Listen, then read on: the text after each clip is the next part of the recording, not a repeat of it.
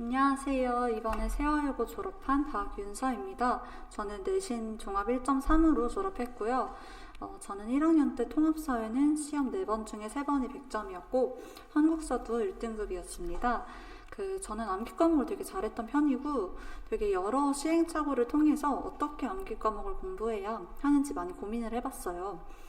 그 어떤 과목보다도 암기 과목 내신이 굉장히 치열한 세화여고에 입학하게 되실 여러분께 도움이 되고자 세화여고 암기 과목 내신 가이드라인을 잡아드리는 거니까요. 열심히 들어주세요. 그럼 시작하겠습니다. 일단 목차는 다음과 같고요. 되게 여러 가지가 있죠. 하나씩 시작을 해볼게요. 먼저 수행평가부터 시작하겠습니다. 먼저 통합사회 수행평가입니다. 통합사회는 보통 에세이나 심화탐구 보고서 제출 등을 수행평가로 합니다. 제가 1학년일 때는 이제 발표를 하기도 했는데 현재 코로나19 상황을 고려했을 때 발표는 안 하는 것 같아요. 자유주제로 정해진 분량 내에서 이제 에세이를 쓰게 하거나 아니면 교과서에서 배운 단원들에 한해 심화보고서를 제출하는 방식인데요. 대부분의 학생들이 본인의 진로와 사회적 이슈를 엮어서 글을 많이 씁니다. 다른 과목 수행평가와 마찬가지로 분량과 기한을 엄수한다면 점수는 굉장히 잘 주시지만 이제 수행평가 때 작성한 내용이 세특 주제로 활용될 수가 있기 때문에 주제 선정에 신중을 기하시길 바랄게요. 이 사진은 현재 제가 통합사회 수행평가를 실제로 냈던 걸 가져온 사진이고요. 옆에는 한국사 수행평가 사진입니다. 한국사 수행평가도 한번 볼게요. 한국사는 책을 읽거나 영화를 보고 글을 작성하는 활동을 주로 합니다. 이제 수업 시간에 책을 읽거나 영화를 보거나 하는 건 당연히 아니고 본인의 경험, 본인의 매체를 접한 경험을 토대로 글을 쓰는 것 같아요. 이제 이때 책이나 영화가 당연히 한국사와 관련된 주제여야 합니다. 마찬가지로 분량과 기한을 잘 지키면 이제 점수에는 전혀 문제가 없지만 한국사는 좀 다른 과목에 비해서 유독 세특 쓸 게 없어요. 그렇기 때문에 수행평가 주제를 제외하면 세특에 들어갈 게 없다는 말이거든요. 그래서 조금 더 열심히 하시기를 추천합니다. 한국사와 진로를 엮기가 어렵다면 굳이 엮지 않고 한국사 자체에 집중을 해서 글을 쓰셔도 좋은 점수 받는 것 같아요. 자, 이렇게 수행평가를 한번 봤고요. 이제 본격적으로 좀 공부, 학습 방법에 들어가기에 앞서서 프리뷰를 한번 해볼게요. 이제 사실 통합사회와 한국사의 과목 특성상 이건 암기 과목이 분명합니다. 암기가 내신 공부의 핵심 키인 건 사실이에요. 근데 이제 여기서 우리가 어떻게 암기해야 하는가를 알고자 하는 거죠. 저는 여러분에게 이제 어떻게 해야 효율적으로 놓치는 부분 없이 암기를 해서 내신에서 그걸 성적으로 이어나갈 수 있는지, 어떻게 암기해야 하는가, 그거를 설명하고자 하는 겁니다. 자, 이제 프리뷰도 끝났고 본격적으로 학습 내용으로 들어가 보도록 할게요. 먼저 통합사회 공부 포인트입니다. 개인적으로 저는 통합사회는 사례와 자료가 매우 중요하다고 생각을 해요. 사례의 경우 이제 그 사례가 어떤 개념을 보충하기 위해서 나온 사례인지를 구분하는 게 굉장히 중요합니다. 또한 이제 이 사례가 의미하는 바가 무엇인지, 이 사례를 통해서 얻게 되는 결론이 무엇인지 등을 본인의 말로 정리해 두는 걸 추천합니다. 여기 이 네모를 보시면 지금 제가 다 포인트나 결론을 정리해 뒀잖아요. 본인의 말로 이렇게 정리를 해두시는 게 필요하다는 겁니다. 그리고 머릿속으로 좀 대강 알고 있는 것하고 글로 직접 적어내는 건 전혀 다르기 때문에 대충 어떤 느낌인지 본인이 이해가 가더라도 꼭 자기의 말로 정리해보기를 추천합니다. 자료의 경우도 마찬가지예요. 이제 이 자료가 어떤 개념을 설명하기 위한 것인지, 그리고 이 자료의 결론이 무엇인지 그걸 꼭 정리해보시길 바랍니다. 그리고 자료는 특히 이제 그래프 같은 거 봤을 때 X축, Y축 값이나 단위, 아니면 자료의 제목 이런 거에 정말 주의해서 보셔야 합니다. 이런 곳에서 장난을 치거나 함정을 파는 내신 문제들이 꽤 많아요. 다시 한번 주의하길 부탁드립니다. 그리고 이건 이제 개념이 100% 숙지가 되어 있고 풀만한 문제도 본인이 다 풀었을 경우의 이야기인데 저는 이제 가독성이 떨어지는 학교 프린트나 이제 너무 줄글로 나열되어 있는 학교 프린트들은 제가 다시 편집을 하기도 했어요.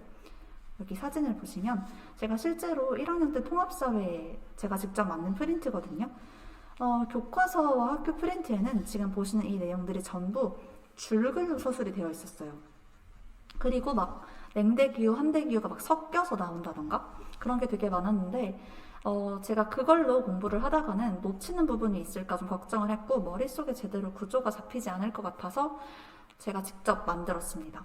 그리고 시험 직전에 딱 보고 들어가기에 좋은 자료는 아니기 때문에 교과서와 학교 프린트가요. 그래서 제가 직접 프린트를 만들면서 개념을 다시 한번 머릿속에 차근차근 정리하고 시험 직전에 딱 이것만 들고 들어가서 봐야겠다라고 생각을 했어요. 실제로 효과는 굉장히 좋았습니다. 이제 한국사 공부 포인트를 대략적으로 잡아볼게요. 한국사는 서술형입니다. 사실 한국사 고득점이나 높은 등급을 노리기 위해서는 객관식은 다 맞는다고 봐야 돼요. 그도 그럴 것이 이게 한국사는 정말 암기만 되어 있다면 문제가 맞을 수밖에 없는 과목이거든요. 그래서 공부할 때 문제집을 풀더라도 이 객관식 문제가 서술형으로 출제되었다면 어떠할지를 계속 좀 깊게 사고해 보시는 게 중요합니다. 워낙 서술형에서 감점이 많은 과목이기 때문에 교과서와 프린트를 공부하면서 서술형으로 출제될 수 있겠다 싶은 포인트들은 본인이 직접 모범 답안을 한번 작성해 보시길 바라요. 직접 작성까지는 아니더라도 꼭 떠올려는 보시길 바랍니다. 이제 모범 답안이란 채점 기준에서 써야 할 걸 빼먹지 않고 다 작성한 답안을 말해요. 이제 보통 교과서 학습 활동에 대한 자습서들에 적혀있는 답변이 있잖아요. 그런 것들이 보통 가장 전형적인 모범 답안입니다. 저는 매번 한국사에서 예상되는 서술형 문제들을 스스로 만들어서 모범 답안을 정리해보는 작업을 1학년 내내 꾸준히 했었어요. 한국사에서 이제 주로 서술형으로 출제되는 포인트들이 3가지가 있는데요. 여기 적힌 것처럼 원인, 결과, 의의 이렇게 3가지가 서술형으로 출제되는 경우가 제일 많습니다. 그래서 한국사에서 배우는 주요 사건들의 이 3가지는 꼭 본인 스스로 정리를 해보시기를 바랄게요. 자, 이제 암기 과목 공통 학습 방법을 공부해 보도록 하겠습니다. 암기 과목을 공부하는 데는 2가지 방법이 있어요. 첫 번째는 예습이고 두 번째는 복습입니다. 이게 진짜 너무 뻔한 말 같아 보이겠지만 잠깐 제 말을 끝까지 들어보세요. 이게 생각보다 둘 중 어느 경우를 어떻게 채택해서 어떻게 좋아하느냐가 정말 중요하거든요. 우선 예습부터 봅시다. 첫 번째 예습은 본인이 이제 교과서나 자습서를 통해서 미리 단원을 자습한 후에 수업을 듣는 겁니다. 이게 쉽게 말해서 본인 스스로 토대를 세운 후에 살을 이렇게 덧붙여 나가는 방식이거든요. 그리고 이제 두 번째는 학교 선생님의 수업을 듣고 나서 이제 복습을 말하는 거죠. 수업 시간에 공부한 교과서 필기와 학교에서 나눠준 프린트를 기준으로 자습서와 평가 문제집을 공부하는 걸 말해요. 근데 이게 예습, 복습 첫 번째, 두 번째 방법 둘 다 장단점이 있거든요. 일단 1번 예습의 장점은 본인이 미리 공부를 해봤기 때문에 학교 수업을 들으면서 이해가 안 되는 내용이 없습니다. 그리고 교과서나 자습서의 내용에서 추가된 학교 선생님만의 필기를 구분하기에 굉장히 용이해요. 이 점이 되게 강점이기도 한데요. 다만 이제 단점은 예습할 시간이 확보되어야 하기 때문에 본인의 의지가 좀 확고해야 한다는 점. 그게 좀 단점입니다. 그리고 본인이 아는 내용을 수업에서 듣다 보니까 이 내용은 내가 공부해서 알지 하고 수업을 안 듣고 좀 흘려들을 위험성이 있어요.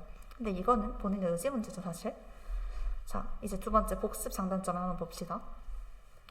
복습의 장점은 학교 선생님의 수업을 기준으로 삼을 수 있다는 점입니다. 이거 굉장히 중요하거든요.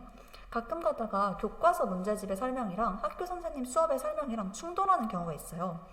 근데 그럴 때 수업을 미리 듣고 본인이 이제 자습을 하면 본인이 공부할 때 이렇게 충돌하는 내용이 있더라도 이거는 선생님이 이렇게 설명해 주셨지 하고 학교의 기준을 잘 따라갈 수가 있고 아무래도 이미 수업을 들은 내용이다 보니까 자습할 때 막히는 부분이 없어요.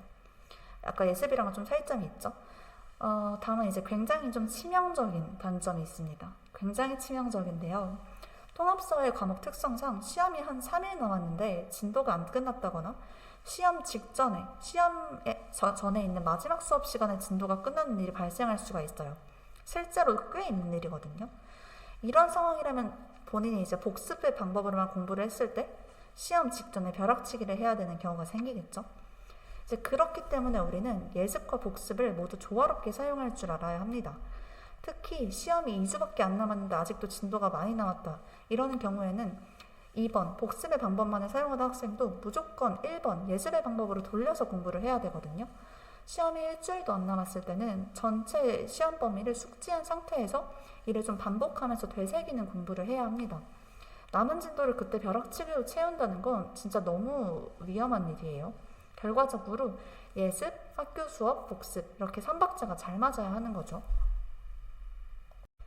자, 제가 예습, 학교 수업, 복습 이렇게 세 박자가 중요하다고 말씀을 드렸죠. 그럼 이제 어떻게 하는 건지 각각 한번 알아봅시다. 먼저 예습. 예습은 어떻게 하는가? 예습의 주 목적은 학교 수업에서의 이해도를 높이고 이제 제대로 잘 듣기 위해서 하는 거잖아요. 왜 우리가 이제 영화를 보러 가도 네이버 영화 정보를 쓱 읽고 가는 거랑 그냥 아예 가서 생짜로 보는 거랑은 좀 느낌이 다르잖아요. 예습도 마찬가지입니다. 예습은 자습서로 하는 걸 추천합니다. 아무래도 자습서가 교과서보다는 항목화가 좀 잘 되어 있고 더 친절하게 설명을 해주기 때문에 배경 지식이 없는 상태에서 이제 이를 쌓기 위해서는 자습서가 좋아요. 예습을 뭔가 좀 거창하게 할 필요도 전혀 없습니다. 그저 학교 수업 진도에서 딱 한 걸음만, 한 발짝만 빨리 걸으면 돼요. 예를 들어서 이제 내일 수업에서 4-1단원을 수업한다면 자습서에서 그 파트를 전날에 이제 미리 꼼꼼하게 읽어봐주면 되는 겁니다. 막 문제를 다 풀 필요까지는 전혀 없어요. 그냥 자습서에 항목화가 되어 있는 것처럼 본인 머릿속에 좀 간단한 구조도를 익혀가면 됩니다. 예습을 통해서 본인이 아주 교과서적이고 기초적인 토대의 정석을 쌓았다고 보면 돼요. 그럼 이제 학교 수업은 어떻게 들을까요? 학교 수업은 당연히 예습한 걸 베이스로 듣는 거죠. 이게 너무 당연한 말처럼 들리겠지만 여기서 제가 베이스로 듣는다라고 말을 하는 건 본인이 예습한 부분과 학교 수업에 있어서의 그 차이점을 찾는다는 거예요. 본인이 알고 있는 내용과 학교 선생님이 설명하시는 내용이 반대된다면 본인이 알고 있던 걸 바로 버리고 학교 선생님의 설명을 무조건 따라가야 합니다. 본인이 알고 있는 기초적인 내용에서는 다루지 않았던 좀 새로운 부분을 학교 선생님이 추가로 설명하신다면 그건 정말 새롭게 추가된 부분이잖아요. 다시 말해서 우리 학교 내신에만 나올 수 있는 디테일이라는 거거든요. 이런 건 또 출제 포인트가 되기 때문에 잘 구분해서 알아둬야겠죠. 그리고 또 그런 거는 특히 꼼꼼히 필기해둬야 한다는 거 잊지 마시고요. 그러니까 다시 말해서 예습을 하면 학교 수업에서 중요한 개념, 출제 포인트 이런 걸 구분하고 가려내는 작업을 되게 원활하게 할 수 있어요. 그리고 이 작업을 해야 하기 때문에 사실 예습하고 학교 수업을 들으면 더 집중해서 듣는 게 맞습니다. 본인이 간단한 예습까지 했다는 가정하에 나는 이 내용을, 오늘 배운 내용을 학교 수업에서 두 번째로 듣는 거잖아요. 그래서 학교 수업을 들으면서는 내가 이 개념은, 이 내용은 내가 오늘 학교 수업에서 80%까지 암기를 하고 간다 라는 생각으로 수업 시간이 끝날 때까지 내가 이 단어는 오늘 다 외운다 이런 의지로 수업에 임하셔야 해요. 그리고 프린트 빈칸 채우는 거랑 학교 선생님 설명을 필기하는 거 너무 당연하죠? 아주 당연한 필수 작업입니다. 자, 그럼 이제 복습은 어떻게 할까요? 가장 중요한 작업인데요. 복습은 되게 중요하기 때문에 통합사회와 한국사를 좀 나눠서 설명을 하겠습니다. 먼저 통합사회예요. 많은 사람들이 오해하는데 통합사회는 그냥 단지 교과서를 달달 외우고 평가 문제집 푼다고 점수가 잘 나오는 과목이 절대 아니에요. 이 역시 제대로 된 공부를 해야 합니다. 이제 복습은 통합사회에서는 내가 시험을 출제하는 입장이라고 생각을 하고 교과서랑 프린트를 다시 뜯어보는 작업이거든요. 이제 물론 교과서랑 프린트를 천천히 다시 읽으면서 본인의 개념 암기도를 100%로 만드는 것도 맞아요. 근데 그건 다른 애들도 다 하는 작업입니다. 우리는 한 단계 더 나아가서 출제될 만한 요소들을 잡아내야 하는 게 중요해요. 교과서랑 프린트를 천천히 다시 읽으면서 나만 알아볼 수 있는 주의점을 남겨두는 거거든요. 이제 저는 학교 선생님 수업을 들으면서는 선생님 설명은 이제 검정색으로 검정펜으로 필기를 하고 제가 1차적으로 복습하면서 추가할 내용이 있는 건 파란 펜으로 덧붙였습니다. 그리고 빨간 펜으로 필기하는 건 나 스스로에게만 남기는 출제 포인트에 대한 표지였거든요. 사진으로 한번 보여드릴게요. 보이시죠? 이 사진들이 제가 실제로 1학년 때 학교 통합사회 프린트에 필기한 걸 찍어온 거거든요. 빨간 펜을 위주로 봐보세요. 보시면 알겠지만 이 두 가지를 헷갈리면 안 된다거나 이 단락은 방향과 내용을 중심으로 공부를 해야 된다. 도표를 분석할 줄 알아야 된다. 의미와 예시를 구분하는 게 핵심이다. 장단점을 중심으로 알아둬라. 차이점을 비교해서 적용해라. 이런 저한테 남기는 빨간색 펜으로 써있는 말들이 되게 많아요. 이건 제가 학교 수업을 듣고 문제집을 풀고 난 다음에 뭔가 공통적으로 학교 수업과 문제집들에서 공통적으로 중요하게 다루는 것 같은 부분을 따로 적어둔 거거든요. 그래서 이렇게 제가 적어둔 출제 포인트들은 더 집중해서 암기를 해야 되고 서술형으로 나올 가능성에 대비해서 본인의 모범 답안을 작성해보는 것도 좋습니다. 그리고 이 프린트는 보시면 아시겠지만 되게 필기가 유독 많죠. 이게 내용 자체가 되게 어려운 파트였거든요. 그래서 파란 펜으로 저만의 필기를 다시 정리해 둔 겁니다. 이게 학교 프린트에서 이해가 안 되는 어려운 문장들을 제 말로 다시 정리해보는 작업도 필요해요. 제가 그렇게 해둔 거고요. 그리고 문제집에서 틀린 선지들을 따로 모아서 공부하기도 했습니다. 이걸 틀린 선지들을 모아서 이걸 어떻게 고치면 맞게 선지가 고쳐지는지, 이 선지가 이렇게 변형돼서 나오면 답이 어떻게 달라지는지, 이런 방향으로 공부를 했어요. 이게 앞서 시험지에서 이런 시험지에서도 마찬가지지만 학교 시험지에 굉장히 기억, 니은, 디귿 문제가 정말 많거든요. 근데 이렇게 선지의 방향을 여러 가지 틀어서 공부해 보는 게 기억, 니은, 디귿 문제를 푸는데 도움이 정말 많이 됩니다. 선지를 학교 선생님이 이제 어떻게 변형해서 어떤 함정 포인트를 심어둘지 본인이 직접 예상해보는 작업이잖아요. 그렇기 때문에 진짜 실제 내신에 도움이 정말 많이 돼요. 그리고 이제 한국사 복습을 보겠습니다. 개인적으로 한국사는 통합사회보다도 많은 문제 풀이의 중요도, 이게 더 낮은 과목이라고 생각하거든요. 바꿔 말하면 개념을 잘 암기하는 것만으로도 100점이 충분히 가능하다는 이야기입니다. 한국사는 복습할 때 프린트부터 하시는 게 좋아요.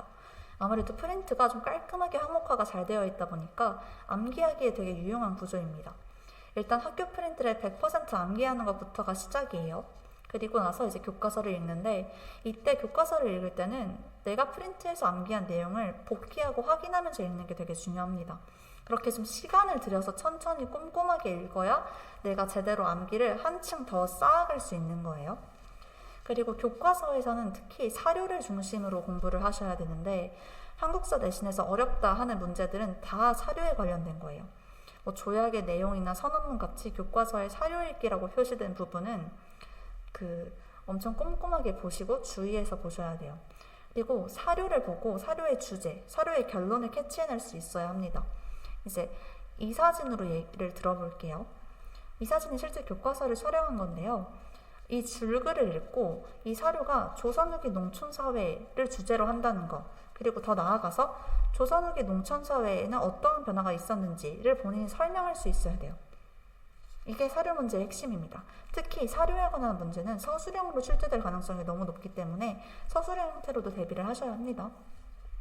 그리고 한국사는 어쨌든 역사이기 때문에 시대적 순서와 흐름을 파악하는 게 진짜 중요해요.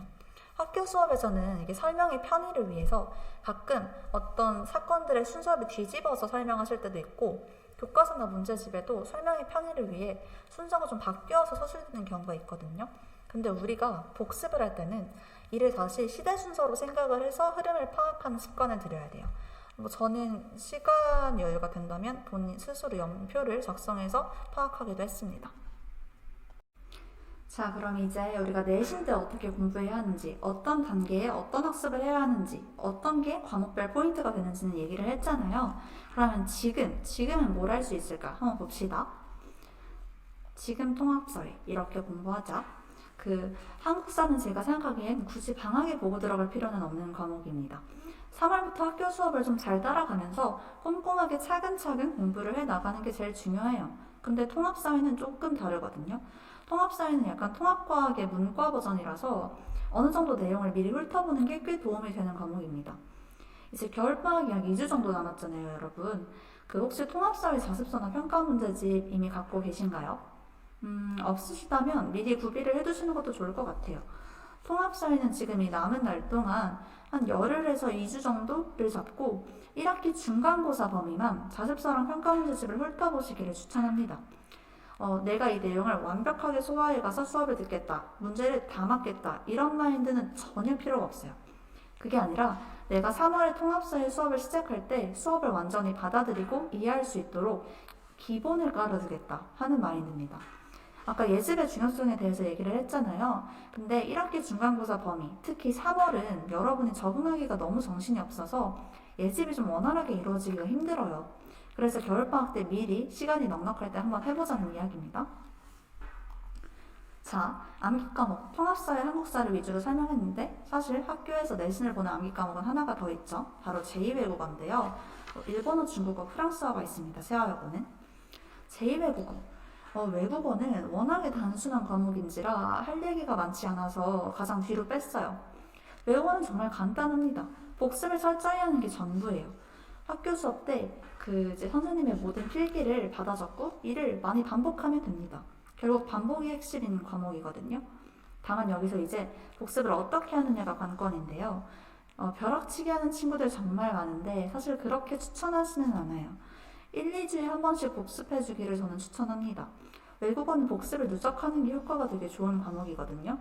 어차피 제2외국어는 2단이라서 일주일에 한 2번 정도만 수업을 하니까 그 주에 외국어 복습하는 시간을 정해서 좀 꾸준히 쌓아가면 좋았던 것 같아요.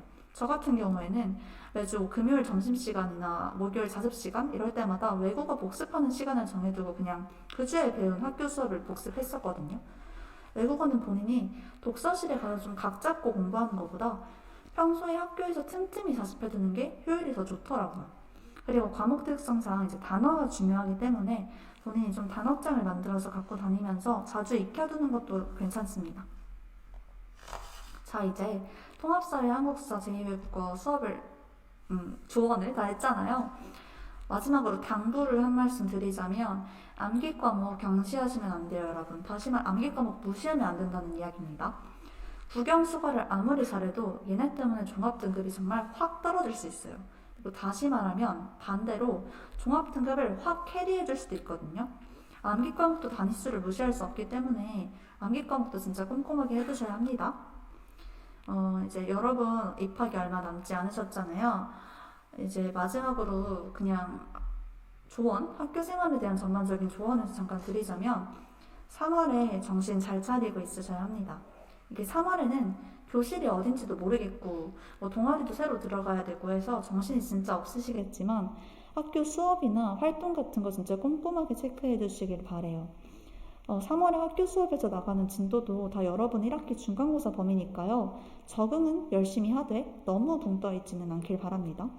열심히 학교생활 즐기시고 후회 남기지 않도록 공부하시길 바래요. 이제 긴 시간 들어주셔서 감사합니다. 여러분 입학 축하드려요.